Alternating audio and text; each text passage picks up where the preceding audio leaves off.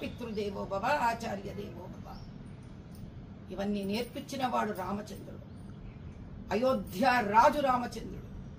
భారతదేశంలో సనాతన హిందూ ధర్మానికి పునాది రామచంద్రుడు. రామ రాజ్య నిస్వార్థ స్థాపనను నేర్పించిన వాడు రామచంద్రుడు. ఇవన్నీ వెళ్ళాలంటే భగవద్గీతలోని సారాంశం తెలుసుకోవాలని నేర్పించిన జగద్గురువు కృష్ణ పరమాత్ముడు. ఈ ఇద్దరినీ మీరు అవహేళన చేసినా ఆ భగవంతుళ్ళిద్దరూ మీపై కోపం తెచ్చుకోలేదు. సమయం వచ్చినప్పుడు వాళ్ళ భక్తుడు, వాళ్లను గురువుగా దైవంగా ఆరాధించే ఆంజనేయ స్వామి మీకు చక్కటి గుణపాఠం నేర్పించడానికి వస్తున్నారు.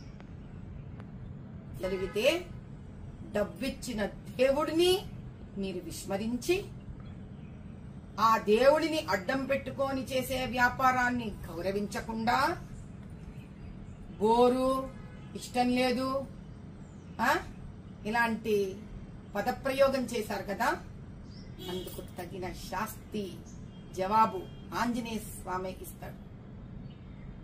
ఎలా పడితే అలా మాట్లాడి సనాతన హిందూ ధర్మానికి మీరేం చేయలేరు. కానీ మిమ్మల్ని పూజించో, మిమ్మల్ని ప్రేమించో, మిమ్మల్ని అభిమానించే భక్తులకి మాత్రం మీరు ఎవరు అనేది మాత్రం తెలిసిపోయింది. దయచేసి ఇంకొకసారి ఇలా మీరు మాట్లాడరని, భగవంతుడి ఉనికిని తెలుసుకుంటారని ఆ పరమేశ్వరుణ్ణి ప్రార్థిస్తున్నాను. రాజమౌళి గారు, దయచేసి మీ మాటలను వెనక తీసుకోగలరని ప్రార్థన.